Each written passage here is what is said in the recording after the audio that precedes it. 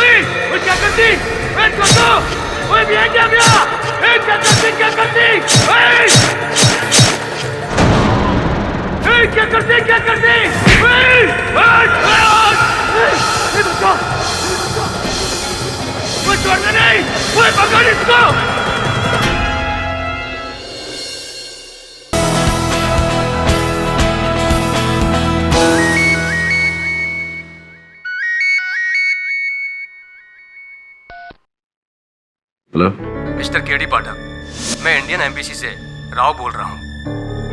हाँ राव साहब बोलिए। मिस्टर केडी पाठक, इंडियन इंटेलिजेंस को एक खास काम के लिए आपकी जरूरत है। ये राष्ट्रीय सुरक्षा का सवाल है और ये सिर्फ आप ही कर सकते हो। राव साहब मैं एक वकील हूँ। राष्ट्रीय सुरक्षा में आपकी क्या सहायता कर सकता हूँ? हमें एक होनहार वकील की जरूरत है। एक केस लड़ना होगा आपको, भारत से बहुत दूर मुल्किस्तान में। मुल्किस्तान में? वहाँ क्यों? केस की पूरी जानकारी भिजवा दी गई है, वो आप तक पहुंचती होगी। मिस्टर पाठक, देश का भरोसा और उम्मीद अब आप पर है। All the best. जी।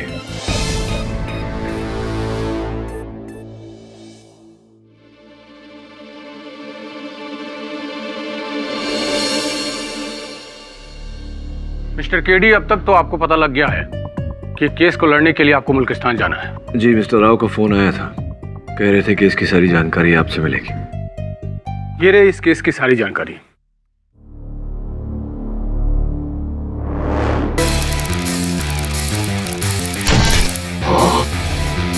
ये लड़की आपके क्लाइंट सुनैना शर्मा, हमारी इंटेलिजेंस की सबसे बेहतरीन जासूस। आपको इसी की तरफ से केस लड़ना है।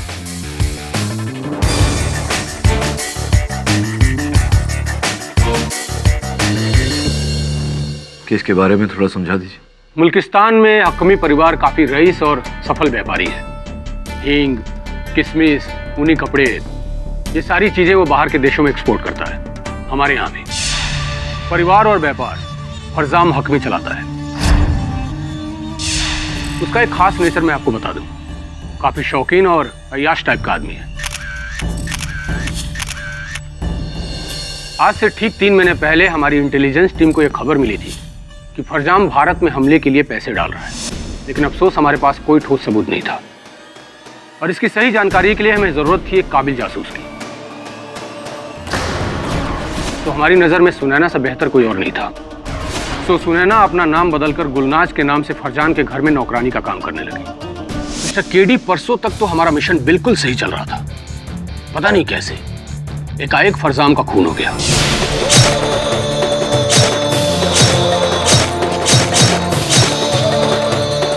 और उस खून के इल्जाम में गुलनाज पकड़ी गई।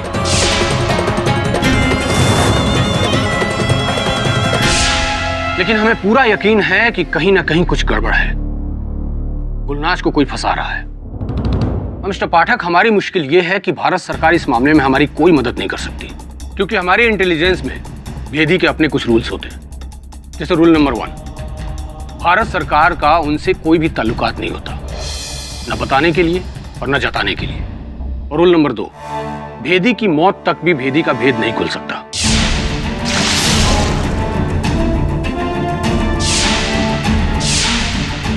यहां तक कि उसके अपनी मां बाप के सामने भी। और मिस्टर केडी, हमें जरूरत है कि उसकी पहचान छुपाए रखकर उसको बचाना, और यह काम सिर्फ आप कर सकते हैं, क्योंकि हम इतनी बेहतरीन और काबिल जासूस को खोना नहीं चाहते। आपके और आपके असिस्टेंट की कल सुबह 5 बजे की फ्लाइट बुकड है। और हाँ, एक बात का ख्याल रखिएगा, हमें किसी भी कीमत पर 24 घंटे के अंदर उसे बचाना है, नहीं तो वो लोग उसे मार देंगे। ये अदालत किसी खास जिले या शहर के दायरे में नहीं आता। इसके अपने अलग ही नियम और कानून होते हैं, और आपको उनके ही नियमों के हिसाब से केस को लड़ना होगा। वहां जाने के बाद कुछ चीजें और मुश्किल हो जाएंगी। उस अदालत की एग्जैक्ट लोकेशन हमें अभी तक पता नहीं चल सकी है, इसलिए अदालत कहां है ये आपको खुद ढूंढना है, और वहां तक जाने का रास्ता भी।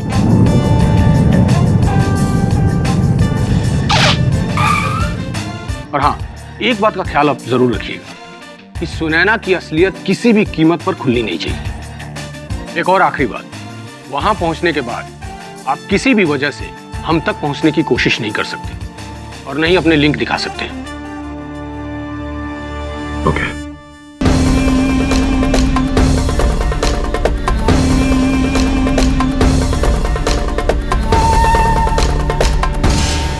अरे सुनिए ना, आपको पता है अदालत यहाँ कहाँ है? अरे यहाँ कहाँ हो सकता है? अरे पता तो होगा आपको। अरे आप तो यहाँ के रहने वाले।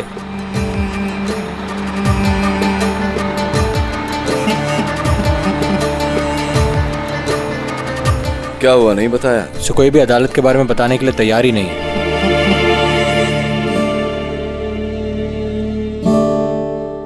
वो बच्चा देख रहा है? हाँ सर। वो बताएगा। ठीक है सर, पूछता हूँ। और रुक, ऐसे नहीं बताएगा। फिर कैसे बताएगा सर? जा।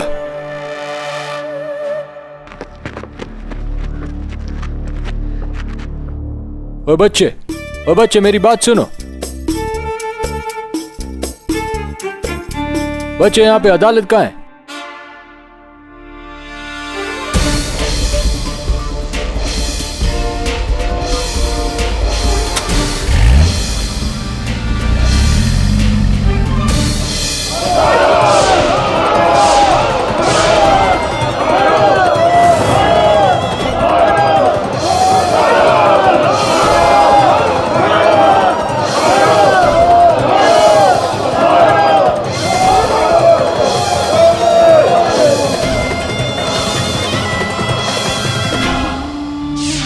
कल दुकान के बाहर बात करता था, 4 लोगों ने अपनी आंखों से देखा है, गवाह है हमारे पास। वो खाली मेरे को मेरी बहन के बारे में पूछी और मैं बता रहा था कि आज बात करता है, कल को हाथ पकड़ेगा। हमारे मुल्क को नापाक करता है ऐसा शख्स। नहीं साहब, मैंने कुछ नहीं किया, मुझे माफ करना। ओए, माफी खुदा के दरबार में मंगना, यहाँ से सजा दी जाती है। ले जाओ इसे।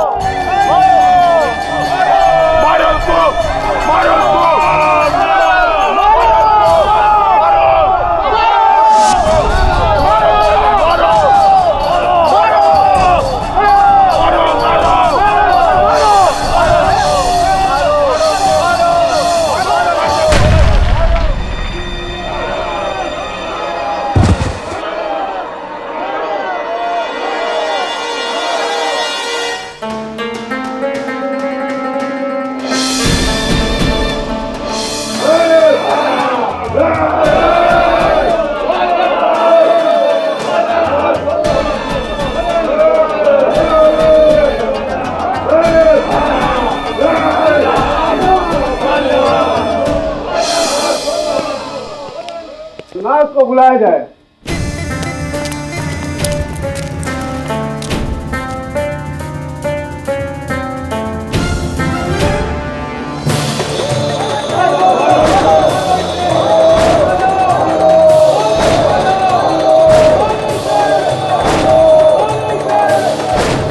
चुप हो जाओ, चुप हो जाओ, चुप हो जाओ। ये लड़की फरजाम हकामी के घर पर काम करती थी और इसने उनका चाकू से हमला करके बेरहमी से कत्ल कर दिया।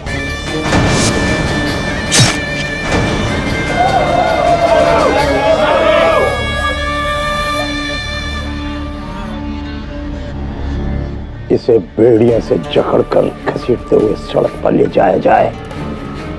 अब पत्थरों से। एक मिनट जैसा एक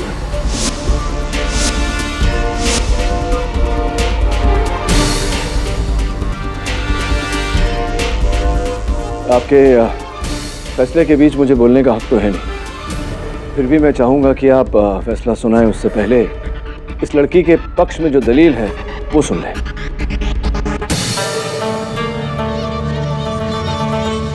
तो कौन है तुम और किधर से आए? योर ऑनर, मेरा नाम केडी पाठक है। मैं एक वकील हूँ, भारत से आया हूँ और इस लड़की का केस लड़ना चाहता हूँ।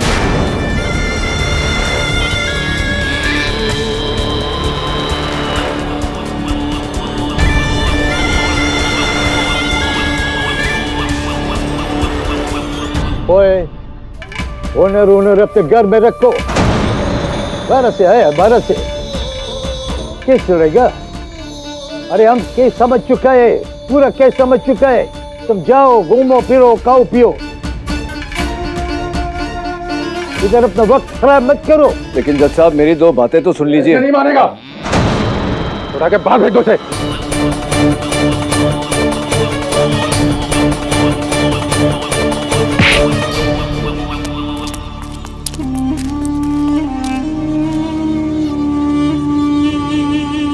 ओए, वो अंदर कैसे घुस कर आया था? सारा मुंह का जायका खराब कर दिया। ओए, तुम सब जाओ, जाओ यहां से और इसको भी लेके जाओ। इसका फैसला हम कल करेगा, कल ले जाओ इसको।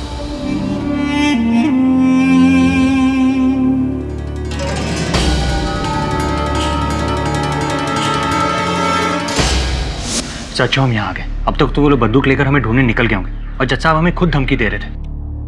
अनंत कह रहा था कि यहाँ इन लोगों के अपने ही तौर तरीके हैं, अपना ही कानून। सब तक तो उन्होंने गुलनाज का फैसला भी सुना दिया होगा।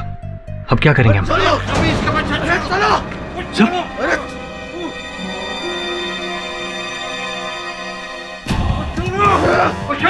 चलो तुम, कौन है तुम लोग? और हमारे भाई का साथ तो किया, उसको माफी तुमको नहीं मिलेगा। चलो।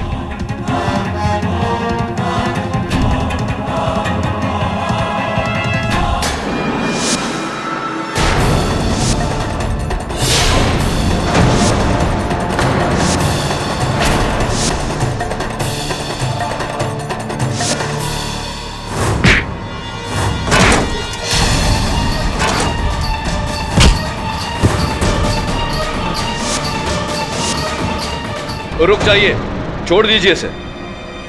चलो भागो यहां से, भागो भागो, खोल इसे।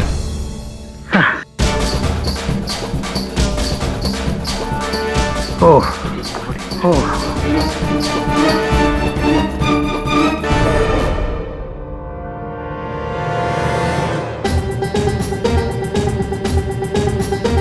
कौन लोग था? कौन लोग था?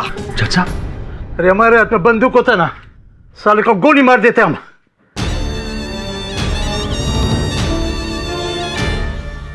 वो तुम लोग वही हो ना, केडी पाठक?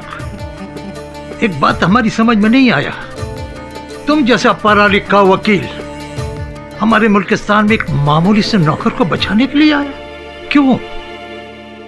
एक भाई के लिए जनाब। ये बहरांग है, गुलनाज का बड़ा भाई। भाई? ये हमारे यहाँ चादर शॉल इत्यादि बेचता है। जब इसे अपनी बहन के बारे में पता चला तो मेरे पास आया। रिश्तों में बहुत ताकत होती है जनाब। जब मैंने इसकी कहानी सुनी तो मैं इसकी बहन को बचाने चला आया। मुझे ऐसा लग रहा है कि जो साबित किया जा रहा है वो एक तरफा है। अगर आप मुझे एक मौका दें गुलनाज की कहानी सुनाने का, तो मुझे पूरा यकीन है कि मैं उसे बेगुनाह साबित कर दूंगा।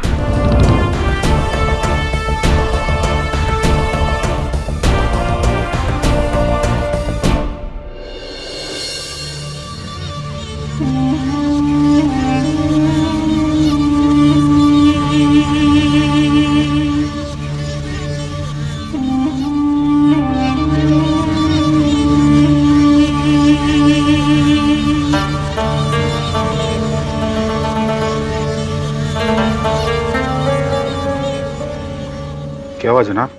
आप बहुत परेशान लग रहे हैं। हाँ,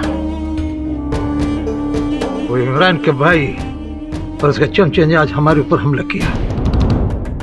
उसके भाई को हमने मौत की सजा सुनाई थी ना, उसका बदला लेने के लिए हम पर हमला किया। इत्तेफाक से अदालत से निकलते वक्त हमारे पास रिवॉल्वर नहीं थी, वरना खुदा की कसम उसको वहीं गोली से भून देता ही। आप फिक्र मत करो जनाब, मैं आज उसको खत्म कर दूंगा। रुक जाओ। गोली मारने के बाद उसकी नाक पर उंगली रख के देखना कि उसका सांस बाकी है या नहीं, जहन्नुम रसीद हुआ या नहीं। जी जनाब। जनाब आपके पास में बंदूक भी नहीं था, तो फिर आप बचकर कैसे आए? था एक फरिश्ता जिसने हमारा जान बचाया। कौन था वो? एक वकील जो हिंदुस्तान से हमारे मुल्क तक आया मुकदमा लड़ने के लिए। हिंदुस्तान से यहाँ तक? बड़ा अजीब बंदा है, दूसरों की जान बचाने के लिए अपनी जान पर खेल जाता है। खुदा उसका मदद करे, सलामत रखे उसको। अगर आज वो ना होता तो हम तुम्हारे सामने जिंदा नहीं बैठा होता। हम दुआ करेगा खुदा हर कदम पर उसकी मदद करे।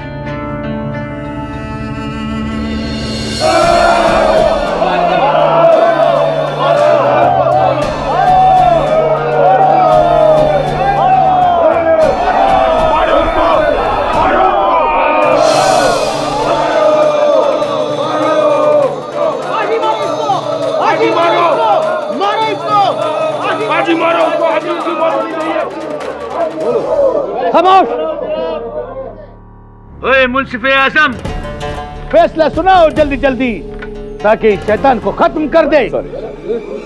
नहीं रुकिए ना, इतनी जल्दी क्या है? तो तुम फिर आ गया? हाँ, मैं वो जज से। ओए इसको बाहर ले जाओ, इसको बाहर ले जाकर फेंको। ओए चुप हो जाओ, चुप हो जाओ।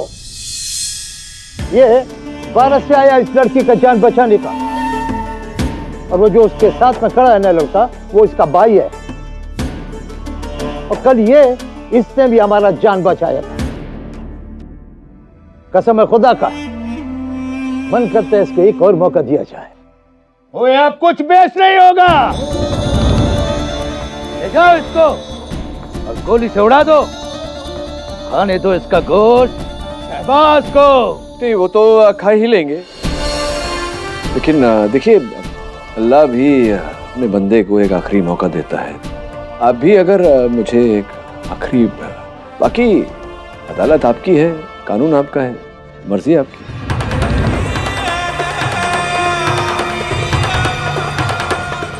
कार्रवाई खत्म हो चुकी, फिर भी हम तुमको 20 मिनट देता है। इस 20 मिनट के अंदर तुम कोई गवाह, कोई सबूत या ये साबित करो कि ये लड़की बेकसूर है, तो फिर हम सोचेंगे। जी मंजूर है।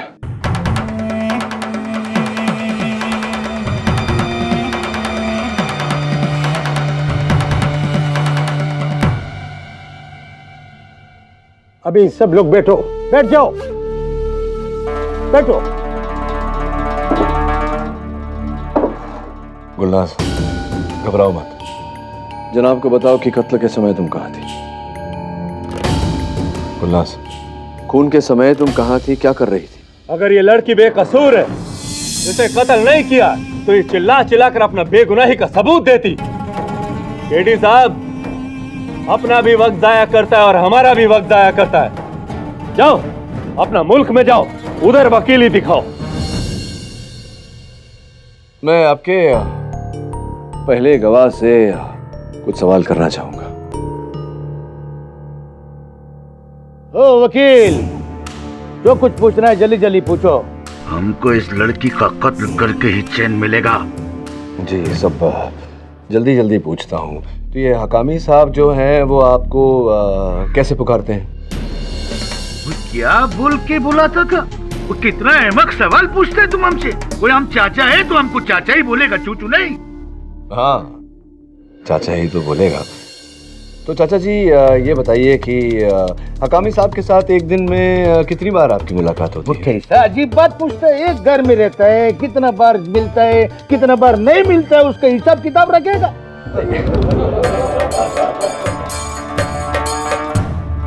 नहीं, ये मतलब नहीं था मेरा।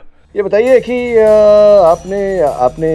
आपने देखा था खून होते हुए? देखा? आपने कहा कि आपने देखा था। अरे भैया, हम खून होते हुए देखा, करबला का जमीन नहीं देखा। वो ये लड़की वो हमारी आंखों के सामने मेरा भतीजे का चाकू से ठोक कर कत्ल कर दी। वो हम अपनी आंखों से देखा, कसम खुदा का।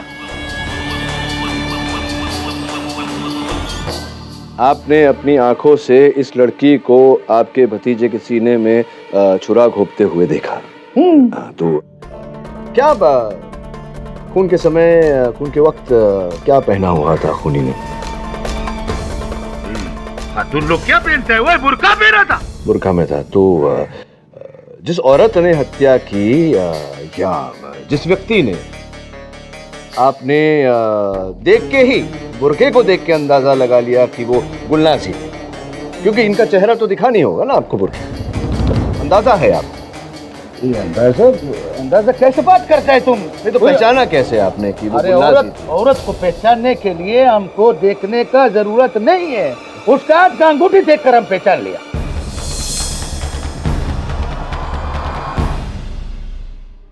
अच्छा, उसका हाथ की अंगूठी को देखकर आपने इसे पहचाना। तो खून होते हुए देखा आपने, तो कहाँ से देख रहे थे आप खून होते हुए? हम अपना घर का दहलीज के बाहर से देखा। तो जहाँ खून हो रहा था, चाकू घोंपा जा रहा था, और जहाँ आप खड़े थे कितना फासला था? ये कोई 10 फीट? 10 फीट दूरी पर आप थे। और रोशनी कितनी थी वहाँ? वही रोजाना जैसे रहता है वैसे ही था। वो कमरे में बल्ब चलता था। तो वो जो गलियारे में बल्ब थी, वो कितने वाट की थी बल्ब? वो हमको क्या मालूम कितने वाट की थी। ओ बच्चा, वो कितने वाट का बल्ब थी? 100 वाट की। पर जुम्मे के बाद के दिन जब चाचू से घर पे लड़ाई हुई थी ना, तो फिर उन्होंने गोली मार के फोड़ दी थी। फिर से एक बार अब्बू ने फोड़ी थी, और फिर आखिर में 60 वाट की लगाई थी। 60 वाट की थी? 60 वाट। योर ऑनर, माफ करना जनाब, 70 साल के शख्स जिन्हें केवल एक ही आंख से दिखाई देता है, वो 10 मीटर की दूरी से 60 वाट की बल्ब की रोशनी में बुर्के के अंदर किसी औरत को छोटी सी अंगूठी को देखकर पहचान ले, ये बात जरा हजम नहीं। अजीब बात है ना? अजीब है। ये तुम हम पे शक करते हैं? ओ वकील, तुम हम पे शक करते हैं? हम तुमको अभी दिखाते।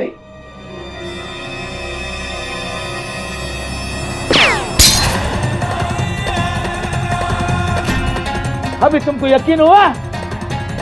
ओए वकील, तुम एक जंगी से बात करता है, एक जंगजू से बात करता है, एक फौजी से बात करता है, एक अफसर से बात करता है।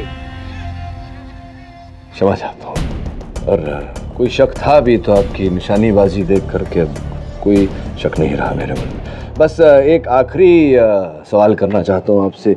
ये जो मेरे हाथों में अंगूठी है, ये चांदी की अंगूठी लाल पत्थर वाली, ये आपको नजर आ रही है वहां से?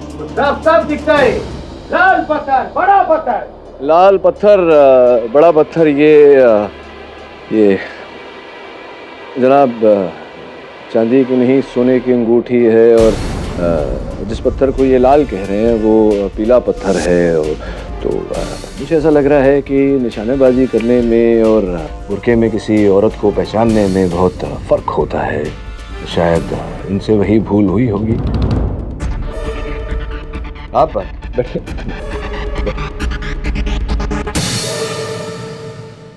जनाब, हर गुनाह के पीछे कोई ना कोई मकसद होता है। सोचने वाली बात है कि ये कत्ल करके गुलनाज को क्या मिलता। हम बताते हैं तुमको। एक तो तुम इतना देर से आया, अधूरी कहानी सुना और ऊपर से इतना शोर मचाता है। हम तुमको पूरी कहानी सुनाता है। हम नाजिया बीवी को भी बुलाता है। नाजिया बीवी को लेके आओ।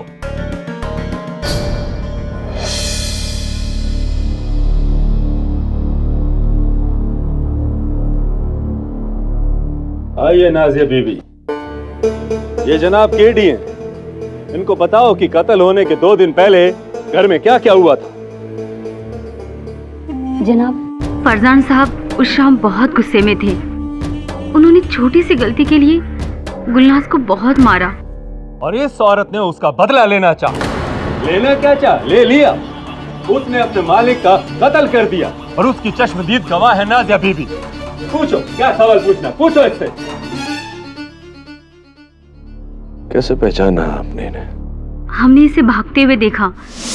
ये बुरखे में थी, पर हमने इसकी चाल से पहचान लिया कि ये वही है। चाल से मतलब? इसे जब मार पड़ी थी तो इसके पैर में बहुत चोट आई थी। ये ठीक से चल भी नहीं पा रही थी और जब हमने इसे खून कर कर भागते हुए देखा तब ये लंगड़ा रही थी। जनाब, अगर बुर्का पहन के लंगड़ाने से शक मेरी मुवक्किल पर आ जाता है तो ये तो खूनी के लिए बहुत ही आसान रास्ता रहा होगा। उसे पता रहा होगा इनके पैर में चोट के बारे में और बस वैसा ही उसने किया और फंसा दिया इन्हें।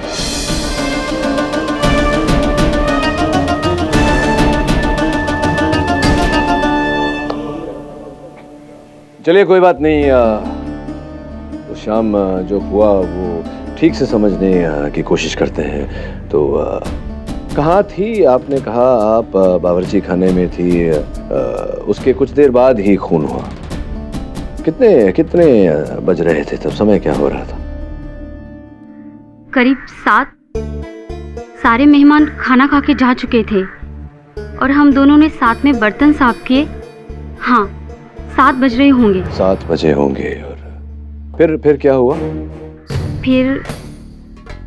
पर हाँ, इसके सर में बहुत दर्द हो रहा था।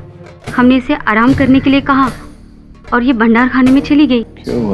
भंडार खाने में क्यों? जनाब, नौकर को कमरा कहाँ मिलता है, ये भंडार खाने में ही रहती थी। अच्छा, उसके बाद क्या हुआ? करीब 10 मिनट बाद हमने बाकी के बर्तन साफ किए और रसोई बंद करके जा ही रहे थे कि हमने चाचा जान की चिल्लाने की आवाज़ सुनी और जब मैं वहाँ पहुँची तो मैं इसे लंगड़ा के भागते हुए देखा। जनाब, इनसे और कोई सवाल नहीं पूछना चाहता। नाजिया बीबी, तुम जा सकता है। शुक्रिया। हो गया जनाब केडी। जनाब, ये क्या हो रहा है? वही गवाह, वही सबूत, वही सब बातें। अब इतना सब हो ही गया तो हकामी साहब के बेटे से भी पूछ लो। इजाजत है। बेटा आना, जरा इनसे बात करना। बताओ इनको आगे क्या क्या हुआ था, बताओ। मैंने इसको कत्ल करके भागते हुए देखा था।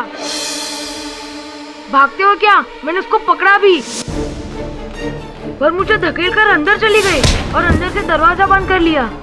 तो कहाँ वो भंडार खाने? हाँ। तो इजाज बताओ कि तुम्हें इतना यकीन कैसे है कि गुलनाज ही थी? क्योंकि इसके कपड़े से हींग की खुशबू आ रही थी और भंडार खाने में हम हींग रखते हैं ना, इसलिए हमेशा तेज हींग की खुशबू आती है। हींग की खुशबू सूंघी, देखा नहीं इनको तो। जनाब, अब तक कोई ऐसा गवाह नहीं है जिसने साफ साफ गुलनाज को कत्ल करते हुए देखा हो या ऐसे वहां से भागते हुए देखा। किसी ने दूर से अंगूठी को पहचानी या फिर किसी ने किसी को लंगड़ाते हुए देखा या फिर किसी ने हींग सूंघा। जनाब, इस सबूत के बिना पर हम गुलनाज को खूनी करार कैसे दे सकते हैं? कमाल है जनाब, सारा का सारा हकामी परिवार इस कत्ल का गवाह है, लेकिन तुम हो कि यकीन करने को तैयार ही नहीं। ऐसे लगता है जैसे कसम खाया तुमने। ठीक है जाज़मिया, इनको एक बार दोबारा बताओ हुआ क्या था। ठीक है जाज़मिया, इनको एक बार दोबारा बताओ हुआ क्या था। जल्दी! ओए दरवाजा खोलो! ओए खोल! ओए खबीज कौन है? ओए खोलो दरवाजा! दरवाजा खोलो यार! ओए क्या हो चचा? ओए कुरिया अंदर है! ओए खोल दरवाजा!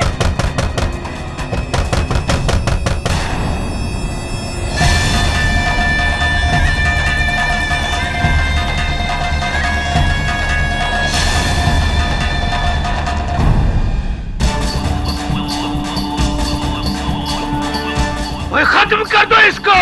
इसने हमारी जान, हमारे भतीजे का कत्ल किया है। हाँ, मार डालो इसे, मार डालो। ओए खत्म कर दो इसको! नहीं चाचा, ओ इतनी आसानी से नहीं। वो इसको अदालत लेके जाएगा और सबके सामने इसको सख्त से सख्त सजा दिलवाएगा, और ताकि दोबारा ऐसा करने के बारे में कोई सोच न सके। मैं चला इसको। चलना लेके जाओ! सुन लिया, वो अंदर भागी, दरवाजा तोड़ा। यही औरत खून से लथपथ थी। अभी भी शक का गुंजाइश है। एक बात मेरी समझ में नहीं आई, अगर ये भागना चाह रही थी तो ये घर के बाहर भागती, घर के अंदर क्यों भागी? कहाँ है दरवाजा बाहर जाने का? गलियारे के दूसरी तरफ। सोचने वाली बात है जनाब। गलियारे के उस तरफ दरवाजा था, तो अगर इसे भागना होता तो ये दरवाजे की तरफ भागती और बाहर भाग जाती। क्यों ये घर के अंदर भागी जहाँ सारे लोग थे, और इसने अपने आप को कमरे में बंद कर लिया? क्यों ये अपने ही पाँव पर कुल्हाड़ी मारना चाहेगा? जनाब आपका बात मान लिया कि गुलनाज कातिल नहीं है, तो कत्ल किसने किया? कहीं ऐसा तो नहीं आपको लगता कत्ल हुआ ही नहीं? खून हुआ है। खून किसने किया है ये पता लगाने के लिए मैं एक दिन की मोहलत चाहता हूँ।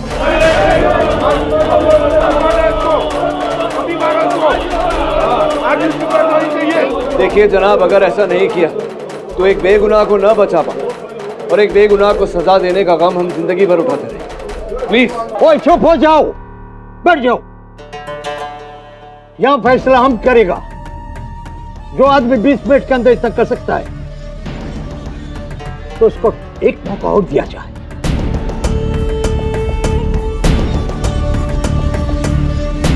टेडी, हम तुमको कल 4 बजे तक का टाइम देता है।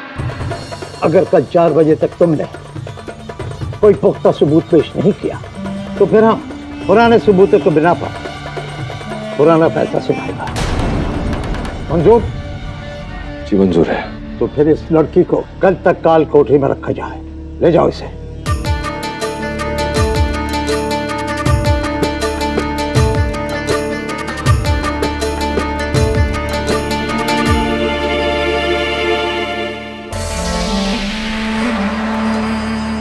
कुछ तो करना पड़ेगा वरुण, ठोस सबूत ढूंढने पड़ेंगे।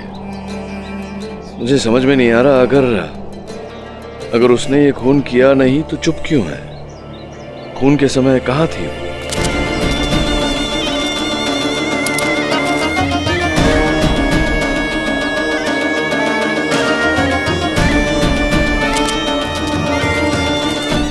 मिलके पूछना पड़ेगा इससे। पर कैसे? पता नहीं, सोचता हूँ। एक और बात, हकामी परिवार के घर के बारे में, उनका जो स्टोर रूम है उसके बारे में सब कुछ पता लगा। सब वो लोग आसपास भी अगर हमें देखेंगे तो 1 सेकंड में गोली मार देंगे। कौन मदद करेगा हमारी? वो लड़की नाजिया मदद करेगी। तू घुस जा घर में। पर सर मैं अंदर जाऊंगा कैसे? वैसे ही जैसे खूनी अंदर गया था। Common sense Varun. सब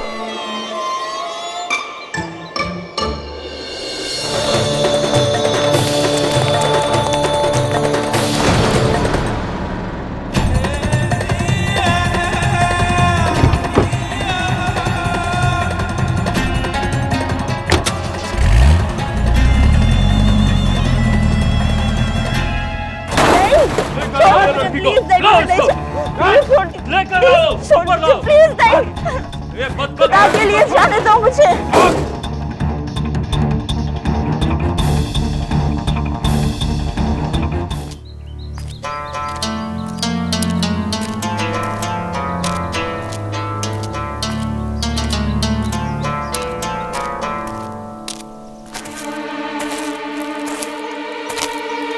नाज़ा बीबी, मेरी मदद करो, मेरी बहन को बचाने में मेरी मदद करो। तुम पागल तो नहीं हो गए हो?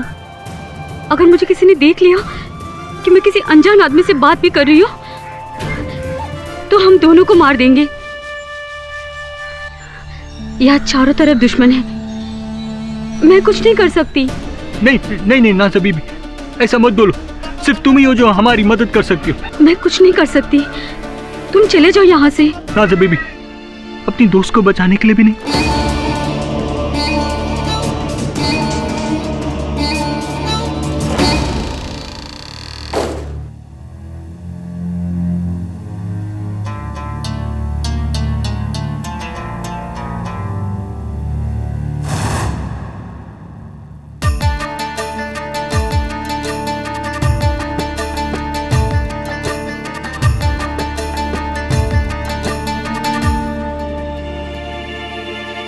सुनैना, मेरा नाम केडी पाठक है।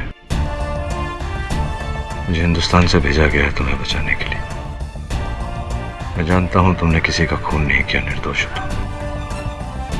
मुझे बताओ कि खून के वक्त कहाँ थी तुम? मैं घर के बाहर बाग में थी। बाग में क्या कर रही थी?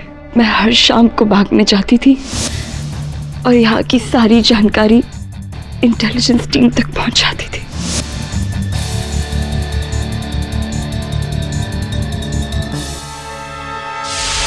अब ये तो मैं किसी हाल में भी नहीं बता सकती और इस खून के आरोप का विरोध भी नहीं कर सकती। वो तो मुझ पर छोड़ दो। ये बताओ कि दरवाजे से तुम कमरे के भीतर गई, कमरे के बाहर कैसे गई थी? उसी खिड़की से बाहर गई थी।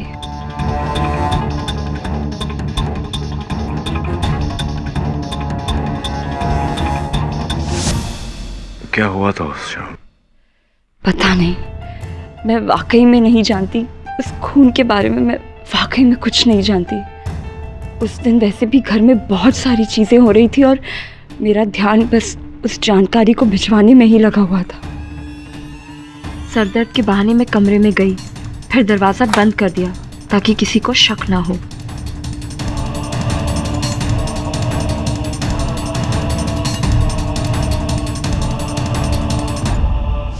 अपना बुर्खा उतार कर तुम बाहर गई थी? बुर्खा उतार के इसलिए गई थी क्योंकि अगर एक भी दाग गलती से भी लग जाता तो कोई भी पूछ लेता, इसलिए मैं हर बार बुर्खा अंदर रखकर ही बाहर जाती थी।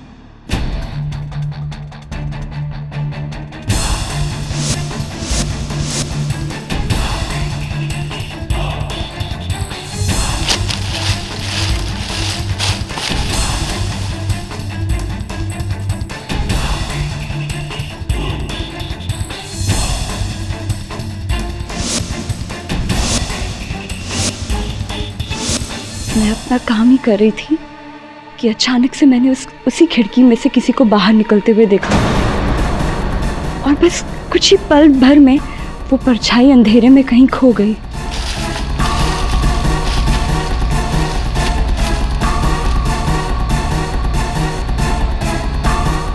फिर मैंने दरवाजे पे शोर सुना तो मैं भाग के अंदर आई, बुर्का पहना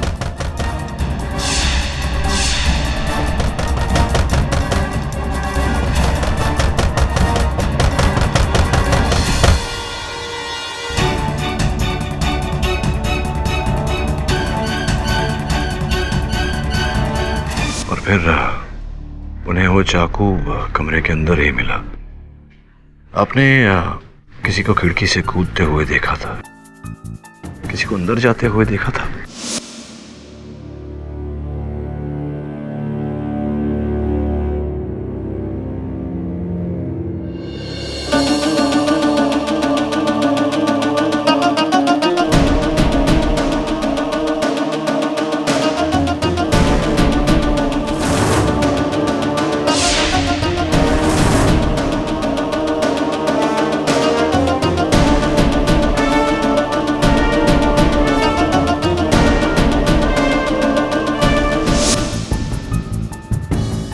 नहीं, दरवाजा तो बंद था और मैं खिड़की के बाहर।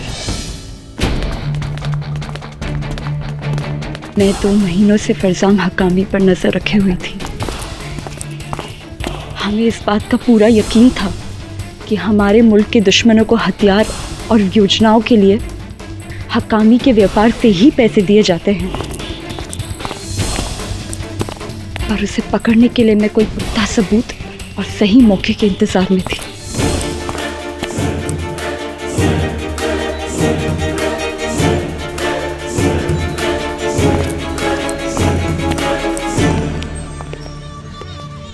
अरे देखो, काल कोठरी में बिलाप हो रहा है।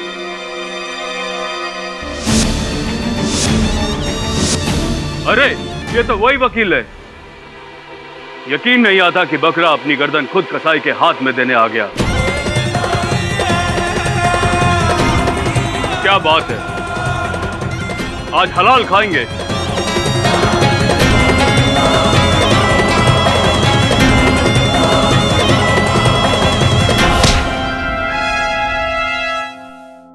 वकील, तू तो गया।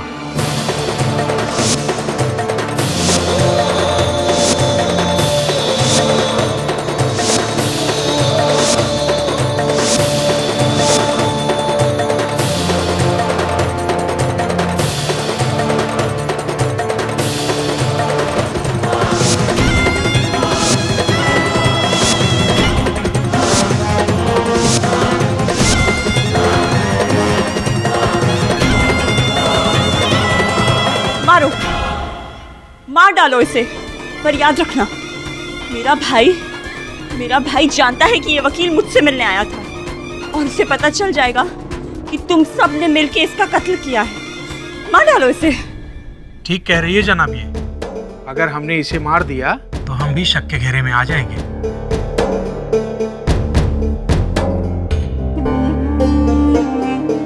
इसे नहीं तो इन दोनों को ही खत्म कर डालते हैं, इसे भी और इसके भाई को भी। सारा मामला ही खत्म हो जाएगा।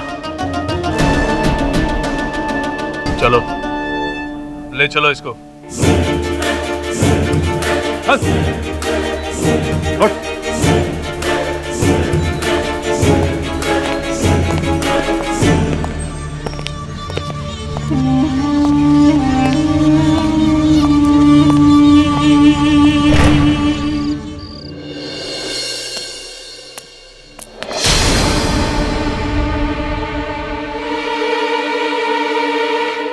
हमारा आँख ने जो देखा वो सही है।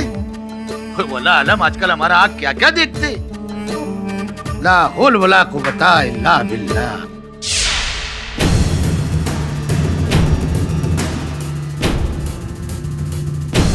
बच गए।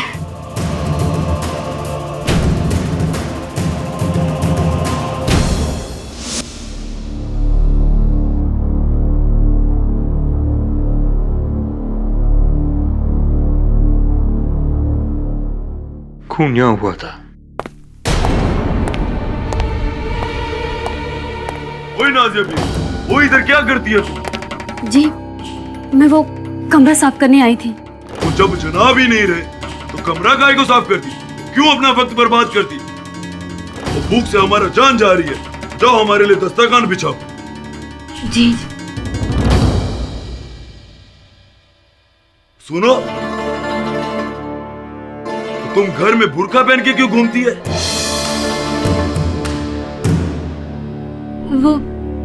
वो हम तेल लाने बाहर गए थे और सीधे यहाँ आ गए, दिमाग से निकल गया। वो ये अदालत के चक्कर में सबका दिमाग खराब हो गया। तो कल फिर सुबह अदालत जाना है और तुम नाज़िया बीबी जाओ हमारे लिए दस्तरखान बिछाओ।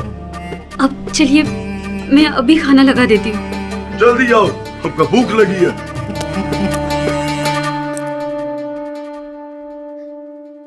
अब बहुत हो गया। सहेली की खातिर हमने अपनी जान जोखिम में डाल दी। इसे गंवाने की हिम्मत नहीं है हमें।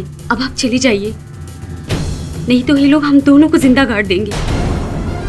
मेहरबानी कीजिए और चली जाइए यहाँ से।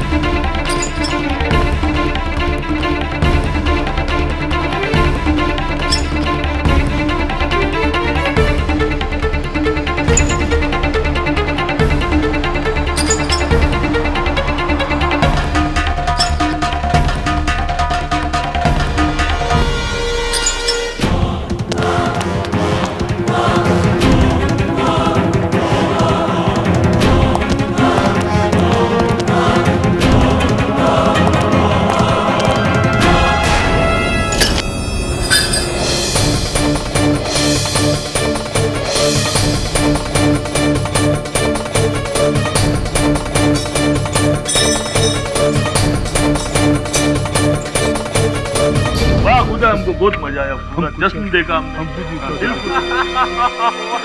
जश्न में कितना मजा आया।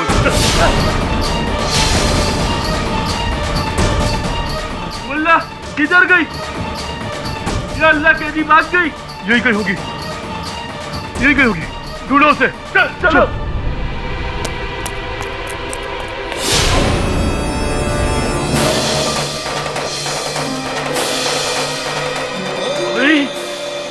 बोला तुम यहाँ से कैसे भागोगे हमसे? बोला हमसे भाग के यहाँ से जाओगी कहाँ? हाँ?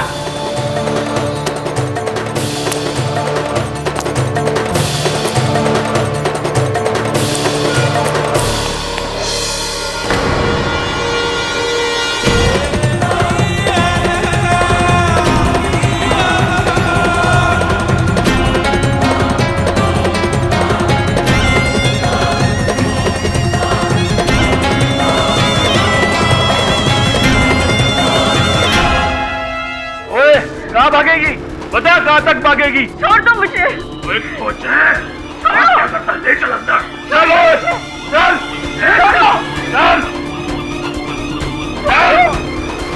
जाने दो मुझे। चल।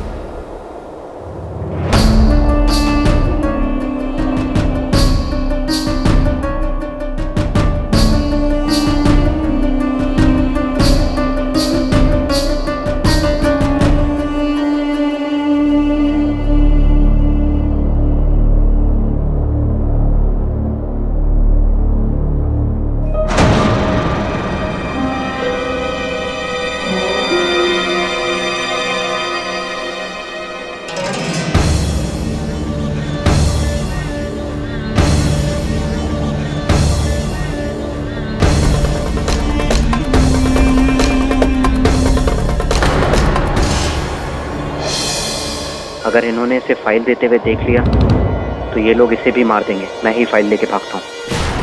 रुक जा वरना गोली मार दूंगा। अरे ओए कबीर का बच्चा रुक। ओए रुक।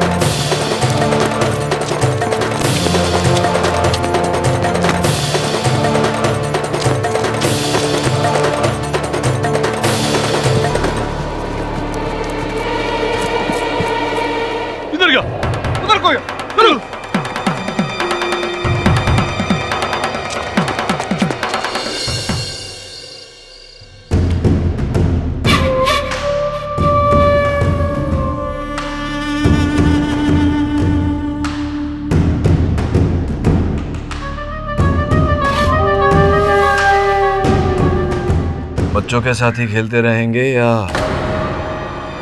बड़ों के साथ भी खेलेंगे? ओए, तू चुप बैठ और अपना मुंह बंद रख, नहीं तो तेरे मुंह में कपड़ा ठोस देंगे। हाँ? क्यों? डरते हैं क्या आपके जनाब? या खुद पर यकीन नहीं है आपको? खेलिए ना, एक आध हाथ हमारे साथ भी खेलिए। अगर मैं जीत गया तो छोड़ देना, अगर हार गया तो आज नहीं तो कल मारना ही है मुझे। हा? जनाब, आप इसकी बातों में ना आए। ये बहुत ही शातिर इंसान है, ये आपको उलझा रहा है। चुप।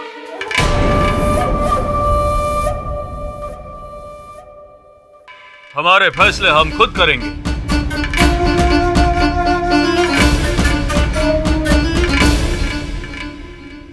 आओ।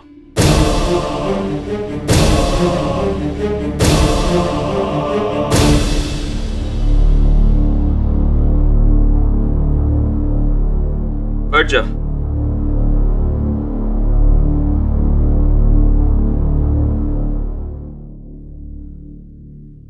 जान की बाजी से कम नहीं होगा।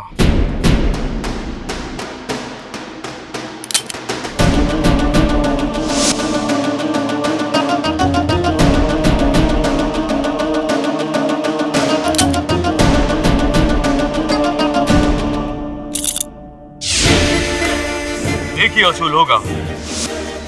एक की जान जाएगी और दूसरा यहां से जाएगा। मंजूर। लियाकत, तुम शुरुआत करोगे। जनाब, ये क्या कह रहे हैं आप?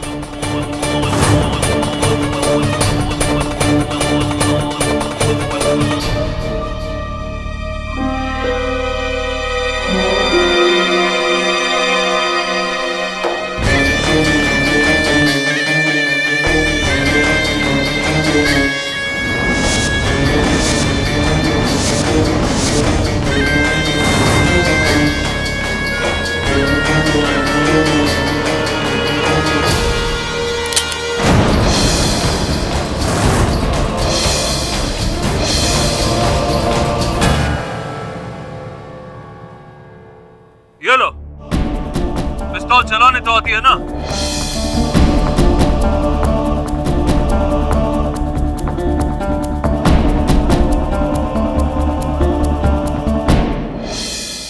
एक गोली 5 बारी। देखते हैं किस्मत किसका साथ देता है।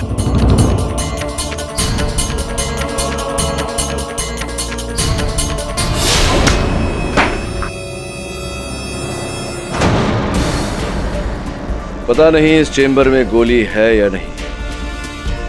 अगर नहीं तो बच गए, अगर है तो गए।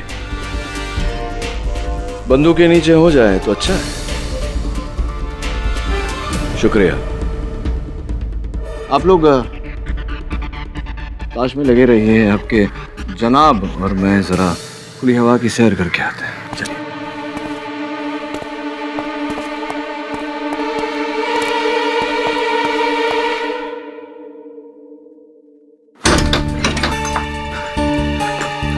क्या हो गया तुझे? ठीक तो है तो? सर बहुत मुश्किल से अपनी जान बचा के आ रहा हूँ। 2 लोग मेरी जान के पीछे पड़ गए सर। से हम कहाँ आ गए सर? अब तो जान पे आ गई। काम तो काम होता है और करना पड़ता ही है। पता चला है कि सुनैना और गुलनाज खून के समय बागीचे में थी। सर तब तो आसान है।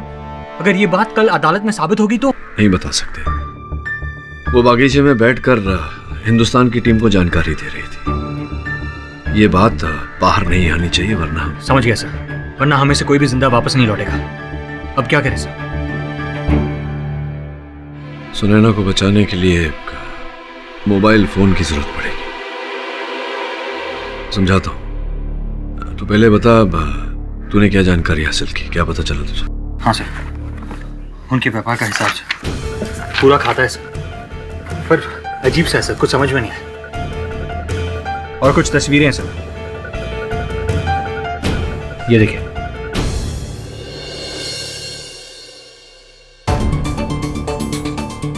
भंडार खाना और फरजाम का कमरा।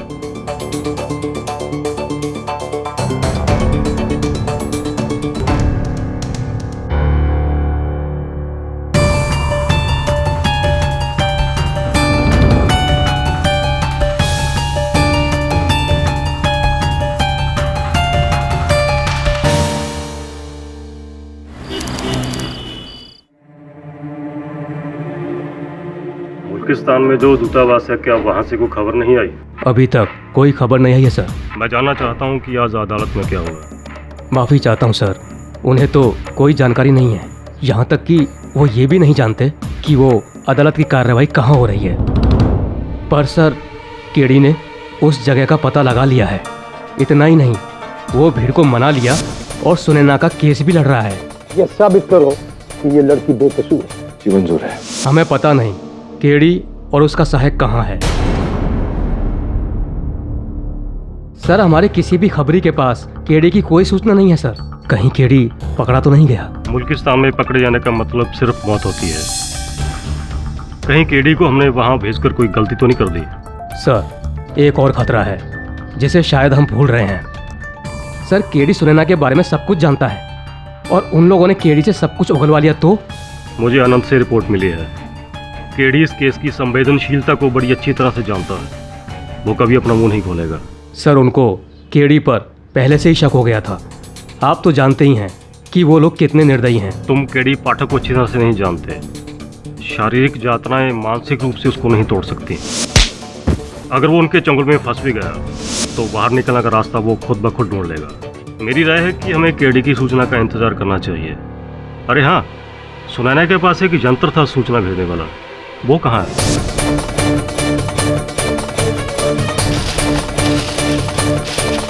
सर उसके सिग्नल हमें हकामी के घर से मिल रहे हैं। लगता है सुनैना ने उस यंत्र को वहीं कहीं छिपा दिया है। किसी भी कीमत में वो यंत्र उनके हाथ नहीं लगना चाहिए, वरना वो सुनैना के बारे में सब कुछ जान जाएंगे।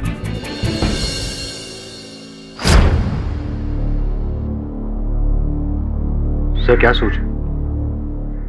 इस पहेली को सुलझाने का एक ही तरीका है। प्रारंभ से लेकर अब तक घटनाओं का पुनः अवलोकन करना पड़ेगा हमें। सर मुझे तो इस केस के बारे में कुछ समझ में नहीं आ रहा। इस केस में इतने सारे लोग हैं और सबका बयान एक दूसरे से अलग। किसी ने वो अंगूठी देखी, उस्ताद का अंगूठी देखकर हम पहचान लिए। तो किसी को वो हींग की सुगंध आई। इसके कपड़े से हींग की खुशबू आ रही थी। तो उस वक्त घर में इतने सारे लोग थे पर कोई भी हमें सही जानकारी नहीं दे रहा। इसी का फायदा खूनी उठा रहा है। खूनी है तो हकामी परिवार के सदस्यों में से ही कोई एक। घटनाक्रम पर ध्यान देंगे तो संभवतः कहीं ना कहीं से कोई सुराग निकलेगा। सर वो फजाम हकामी परिवार का मुखिया था, जिसे एक बुर्का पहने महिला ने चाकू घोंपकर हत्या कर दी। एक भारतीय गुप्तचर हकामी परिवार में नौकरानी बनकर रह रही थी। उस पर हत्या का आरोप लगाकर उसे पकड़ा जाता है। हत्या का कारण कि फरजाम ने उसे 2 दिन पहले पीटा था और इसी बदनामी को धोने के लिए उसने फरजाम की हत्या की। घर के अन्य सदस्यों के पास साक्ष्य है जो ये संकेत देते हैं कि वही हत्यारिन है, किंतु हम जानते हैं कि वो हत्यारिन नहीं है। सर सबसे पहले चाचा जान ने खूनी को हत्या करते हुए देखा। चाचा ने खूनी को देखा था, गुलनाज को नहीं। बुरखे में किसी महिला को देखा था, किसी औरत को देखा था, और देखा था तो केवल हाथ पर एक अंगूठी। हो सकता है गुलनाज के पास वैसी ही अंगूठी हो। कल अदालत में आपने चाचा जान को गलत साबित कर दिया। साहब की दलील बहुत दमदार थी।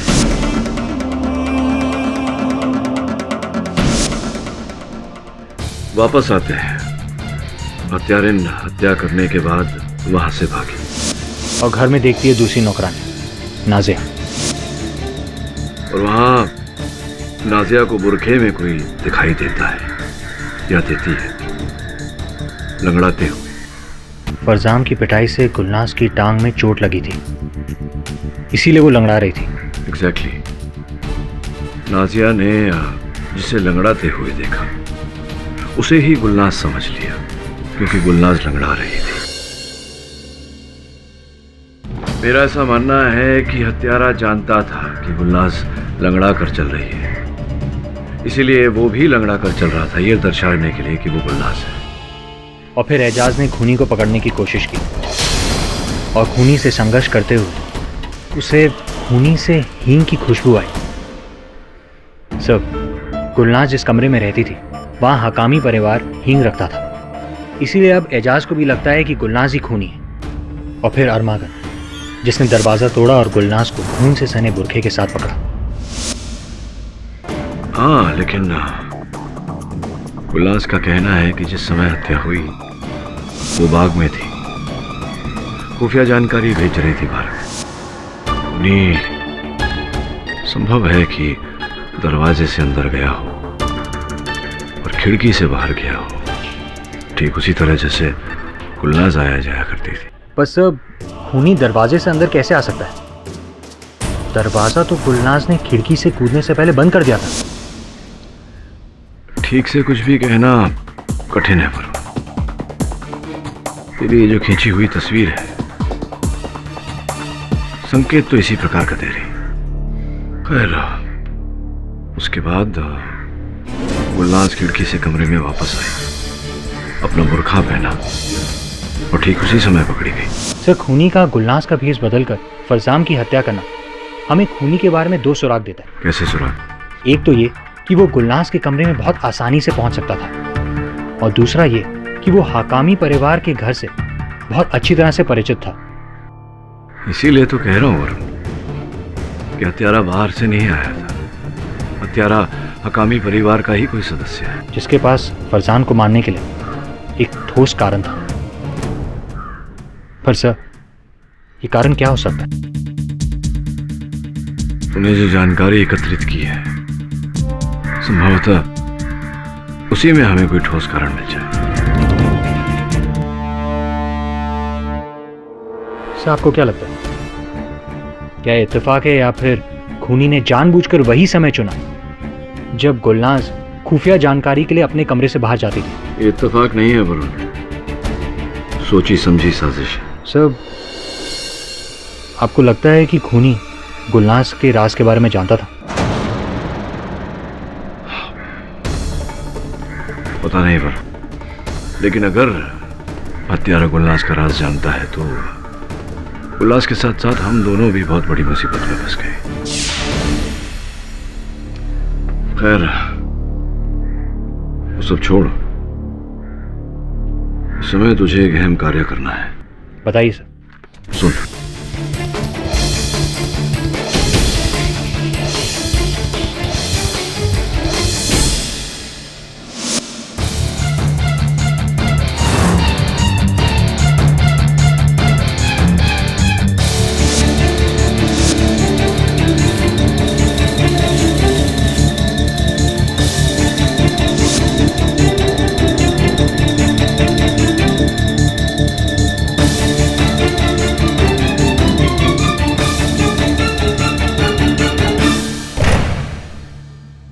इससे पहले कि तुम्हारा चालाकी तुम्हारा मौत का वजह बन जाए, ये बताओ कि वो वकील यहां क्यों आया था? चुप क्यों हो? बताओ, चुप क्यों हो? जवाब दो। मैं जवाब देना जरूरी नहीं समझती। एक बात याद रखना लड़की, हम गुनाहगार को कभी माफ नहीं करता है। और वो लड़का, वो शक्ल सूरत से तुम्हारा भाई बिल्कुल नहीं लगता। कौन हो तुम? क्या साजिश है तुम्हारी? क्यों किया तुम फरजान साहब का कत्ल? जवाब दो। तुम इस तरह नहीं समझोगी।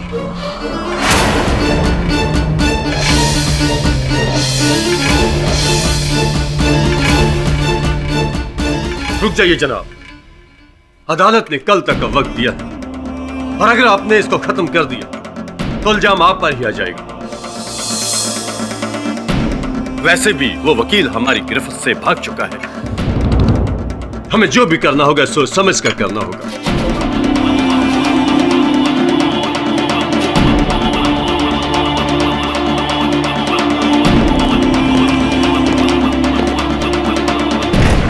सर, बहुत बुरी खबर है सर। सुनैना के यंत्र से रेडियो सिग्नल मिलना बंद हो गया है सर। लगता है वो यंत्र किसी दुश्मन के हाथ लग गया है।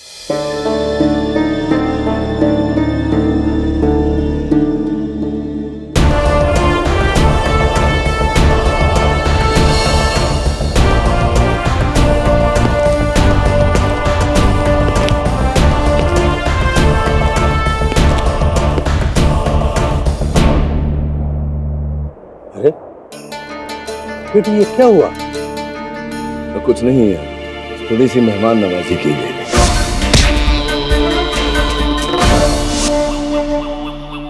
क्या हुआ ये? देखो, अगर आइंदा किसी ने ये बदतमीजी की तो मैं उसको जंजीरों से जकड़ कर कोठरी में डाल देता।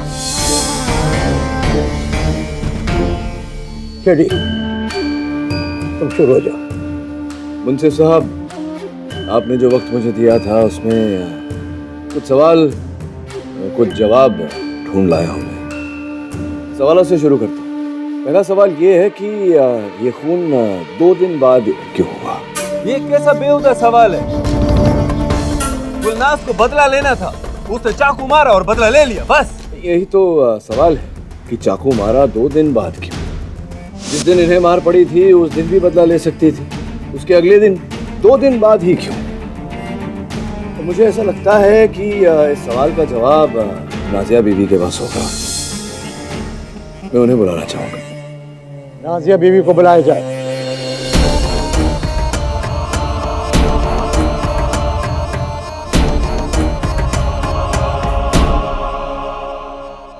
राजा बीबी बुर्का पहनकर खाना पकाना ये तकलीफ नहीं होती है आपको ऐसा करने में? जनाब, बुर्का हम बाहर जाते वक्त पहनते हैं, घर में नहीं। खून भी तो घर ही में हुआ था। उस रात घर की औरतें बुरखे में थीं या क्यों थीं? उस रात की बात और थी। बाहर से मेहमान आए हुए थे, इसलिए घर की औरतें बुरके में थी। जनाब, बात पे गौर किया जाए। उस रात घर की औरतें बुरके में थीं और इसी का फायदा उठाया है खूनी ने। एक आखिरी सवाल, ये जो जूते आप पहनी हैं इस समय इस वक्त, यही जूते आप घर में भी पहनती हैं? जी नहीं, ये तो हम बाहर निकलते वक्त पहनते हैं, घर में तो चप्पलें पहनते हैं। सारी औरतें घर में चप्पलें पहनती हैं? जी। मुंसिफ साहब, अब मेरा सवाल ये है कि इस समय गुलनाज ने जूते कैसे पहने हैं? ये भी घर में बाकी औरतों की तरह चप्पल पहनती होगी, ये घर में अपने कमरे में पकड़ी गई थी, तो जूते कब पहने इन्होंने? जेल में तो जूते बदल नहीं सकते, क्यों? अरे क्या बकवास हो रहा है? जहाँ तक हमको पता है ये कत्ल और खून का केस है, इधर जूते चप्पल पर बहस हो रही है। केडी, क्या हुआ? यही साबित करना चाहता हूँ मुंसिफ साहब कि जिस शाम खून हुआ उस शाम मेरी मुवक्किल घर के अंदर नहीं थी, बाहर थी, बाग।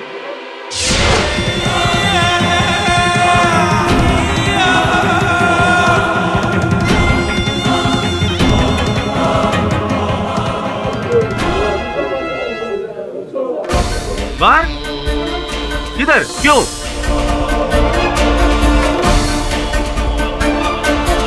मैं घर के बाहर बाग में थी और यहाँ की सारी जानकारी इंटेलिजेंस टीम तक पहुँचाती थी।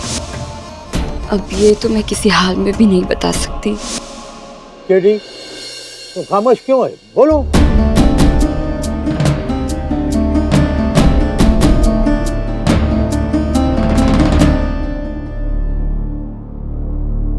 मुंसिफ साहब, ये बाग में अपने भाई बहरंग से बात करने गई थी।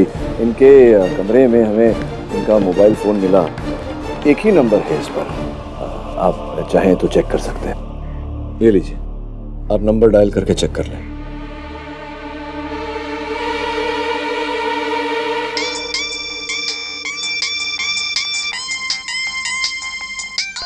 ओए, तू हमारे घर में घुसा था? तेरी तो तू क्या कर रहा है? चल बैठ।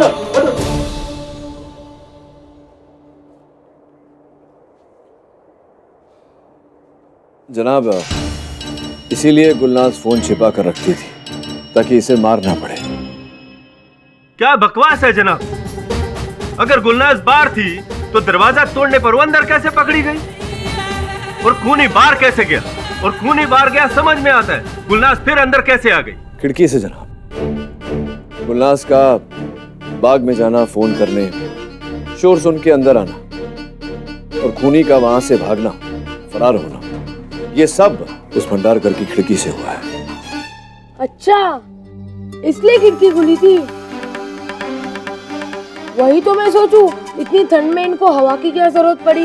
ये सबूत है मेरी बात का कि खिड़की खुली थी। जनाब, जो खून से लथपथ बुर्का था वो इस औरत ने पहना था, उसका कोई मतलब नहीं। बताता हूं, कमरे में अंधेरा था जनाब। ये शोर सुनकर अंदर आए, बाहर दरवाजा कोई खटखटा रहा था। खूनी वहीं बुर्का छोड़कर भागा था। अंधेरे में इन्हें दिखाई नहीं दिया कि बुर्के पर खून लगा हुआ है। दरवाजा खोलने के लिए इन्होंने बुर्का पहना और दरवाजा खोला और खूनी इसका इंतजार कर रहा था। जनाब, खूनी को कैसे पता चला कि गुलनाज बुर्का उतार कर बाहर कब गई? उसने कमरे में क्या कैमरा लगाया था? जी नहीं, कैमरा नहीं लगाया था जनाब। खूनी वहीं मौजूद था उस कमरे में, इस हींग के डब्बे के पीछे छिपा हुआ। और जैसे कि हमारे गवाह इजाज ने बताया था कि खूनी से ही की बू आ रही थी, वो इसीलिए। तुम्हारी बात मान भी ली कि वो कमरे में छुपा था, तो क्या वो अंदर ख्वाब देख रहा था, मिन्नतें मांग रहा था कि वे बाहर कब जाएगी है? और खूनी को कैसे पता था कि मिन्नतें नहीं मांग रहा था, ख्वाब भी नहीं आ रहे थे। शातिर था ना खूनी। उसे पता था कि हर शाम को गुलनाज बाग में जाती है फोन करने, और इसी बात का फायदा उसने उठाया। पर जनाब, अभी थोड़ी देर पहले आपने बोला कि गुलनाज ने ये बात किसी को नहीं बताई, सबसे छुपा कर रखी। इतने अच्छे से छुपाई थी कि जब अदालत में उसकी जान पर बाढ़ आई तब भी उसने नहीं बताया। तो ये बात किसी को कैसे मालूम हुई? जानकारी थी जनाब, किसी और को जानकारी थी।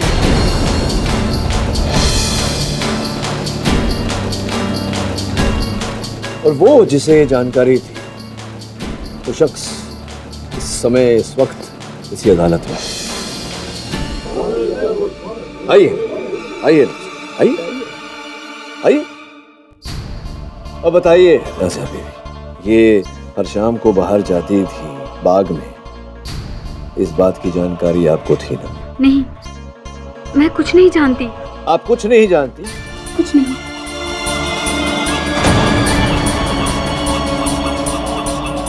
बताओ, क्या जानती हो? बताती हूँ, बताती हूँ। मुझे पता था, मैंने अक्सर इसे बाहर जाते हुए देखा। तो आपने इसे बाहर जाते हुए देखा, ये जानने की कोशिश नहीं की कि ये कहाँ जाती है? नहीं, पर इस बारे में मैंने इसे कभी कुछ पूछा नहीं। क्यों?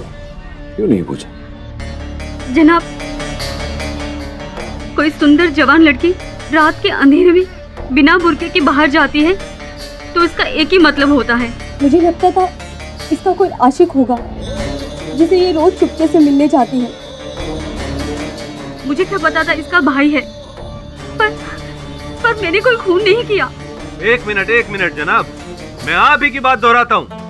आपने ही बोला था ना कि हर कत्ल के पीछे कोई मकसद होता है।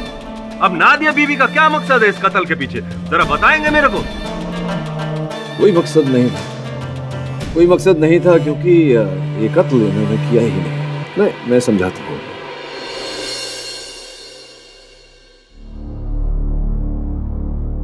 मुंसिफ साहब, कत्ल की वजह और असल कत्ल की पहचान इस फाइल में है। यह हकामी परिवार के कारोबार का हिसाब है। यहाँ देखेंगे तो आपको पता चलेगा कि अच्छा खासा कारोबार चल रहा था, खूब मुनाफा हो रहा था। कुछ 2 साल पहले की बात है कि काम बढ़ने लगा, लेकिन फिर भी मुनाफा नहीं हो रहा था। ये देखिए, घाटे पे घाटा, नुकसान पे नुकसान।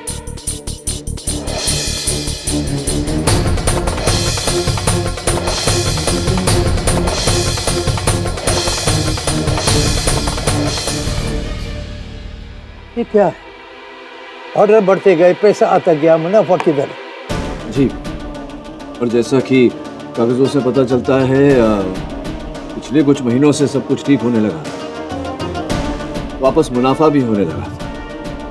और इन कागजों के आखिर में एक कानूनी आदेश है मुंसिफ साहब, जिसमें यह लिखा हुआ कि हकामी कारोबार के पैसों पर उनके छोटे भाई अरबगम का कोई हक नहीं है।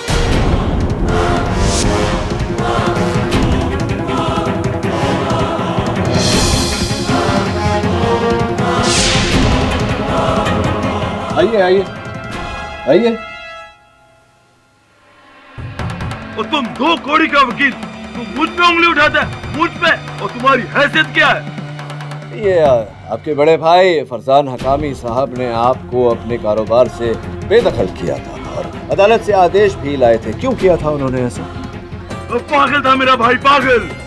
सारा पैसा अपने जुए और शराब में लुटा देना चाहता था, और मैंने उसको मना किया, मना। उसने मुझे बेदखल कर दिया। उसने ऐसा किया। आपकी नियत, आपका ईमान अगर साफ होता तो शायद वो ऐसा नहीं करते, लेकिन उन्होंने ऐसा किया ही नहीं, क्योंकि आप झूठ बोल रहे हैं। सच तो ये है मुंसिफ साहब कि हकामी परिवार का पैसा ये बाहर के मुल्कों में होने वाली हिंसक घटनाओं में डाल रहे हैं।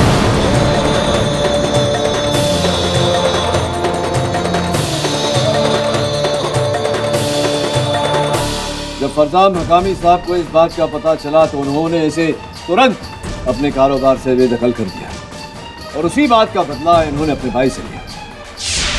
भाईजान, कोई कागजात क्या है? हमारा बात समझने में तुमको दिक्कत होता है, इसलिए अदालत की जबान में लिखवा कर भिजवाया। वो हम मजाक नहीं कर रहे, वो इसमें लिखा गया है। जो बात तुम हमारा नहीं मानता है वो आप अदालत के जबान से मानो। ओ भाई, तुम हमारे साथ क्या कर रहे हो? वो क्यों कर रहा है ऐसा? जो कुछ तुम हमारा पीठ के पीछे कर रहा है ये उसका नतीजा है आरामगढ़। हमको सब पता चल गया कि हमारा पैसा कहाँ गायब हो रहा है। और वो गायब हो रहा है? वो तुम दोनों हाथों से पैसा लुटाता है और जुआ खेलता है, याशी करता है और हमसे पूछता पैसा कहाँ गया?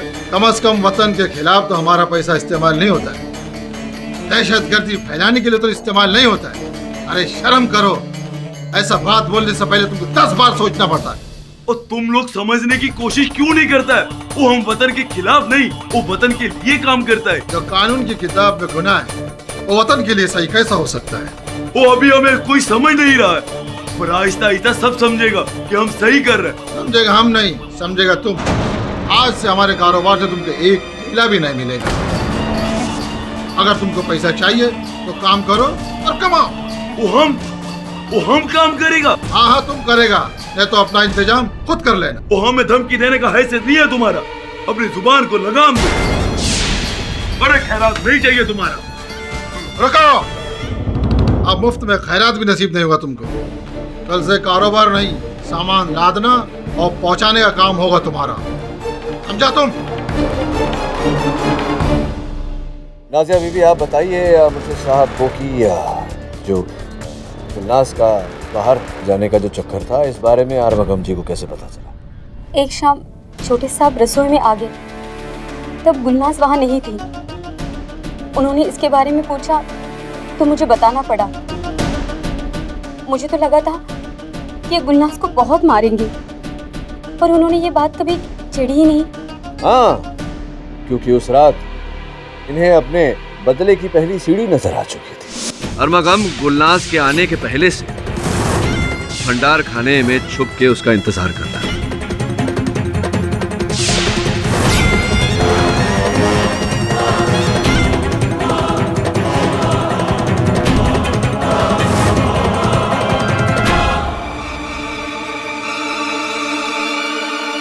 और गुलनाज के बाहर जाते ही अरमगम ने उसका बुर्का पहन लिया और जाके अपने भाई की हत्या कर दी।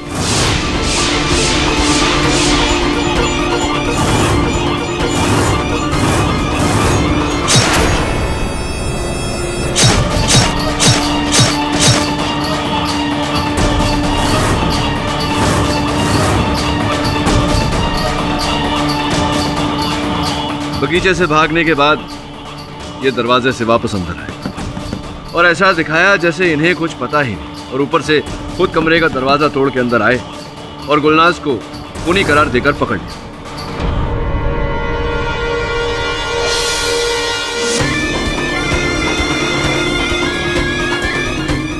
जासमिया, आपके चाचा जी के बदन से उस रात हींग की बू आ रही थी या नहीं? हाँ, मैंने मारा अपने भाई को, मैंने मारा, मैंने खून किया अपने भाई का।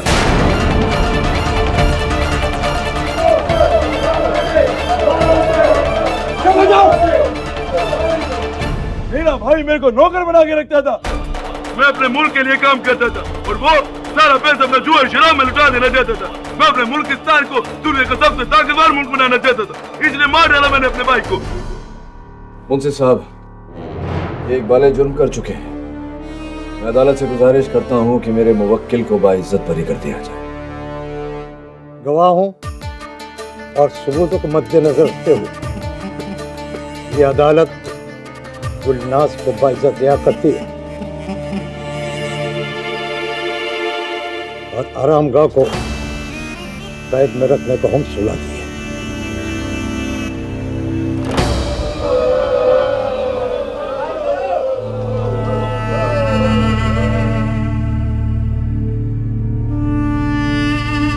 केडी पाठक, जाओ, अल्लाह तुम्हारा मुहाफिज है। अल्लाह हाफिज।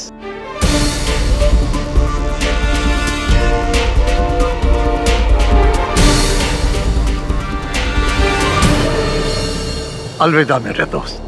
खुदा हाफिज। खुदा हाफिज।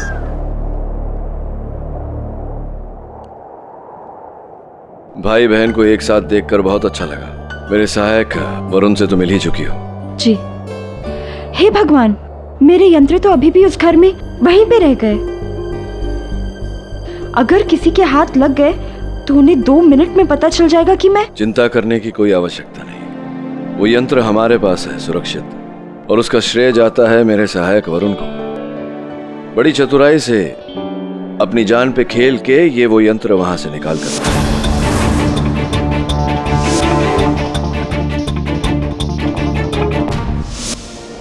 थैंक यू, शुक्रिया आपका, बहुत बहुत धन्यवाद। वैसे तो सर मैंने आपके बारे में बहुत कुछ सुना था, पर एक दिन आप मेरी जान बचाएंगे ये मैंने कभी भी नहीं सोचा था। लेकिन एक बात समझ में नहीं आई, मैं 2 महीनों से उस घर में जो जानने की कोशिश कर रही थी उसका पता आपने बस एक रात में कैसे लगा लिया? तुम्हारा संदेह हमेशा फरजाम पर रहा, इसलिए अरमघम कभी संदेह के दायरे में आया ही नहीं। अब समझे। चले, 3 घंटे में मुंबई की फ्लाइट है। नहीं सर, इस मुल्क में मेरा काम अभी खत्म नहीं हुआ। अभी भी यहाँ बहुत सारे लोग हैं अरमागन की तरह जो हमले की योजना कर रहे हैं और उसमें पैसे भी डाल रहे हैं। इसलिए जरूरी है हमारी देश की सुरक्षा के लिए कि हम ऐसे लोगों को ढूंढकर बाहर निकालें, और अब यही मेरा अभियान है। समझता हूं मैं। All the best. जय हिंद सर। जय हिंद। और भी दिलचस्प कहानी देखने के लिए हमारे चैनल को सब्सक्राइब करें और बेल आइकॉन दबाना न भूलें।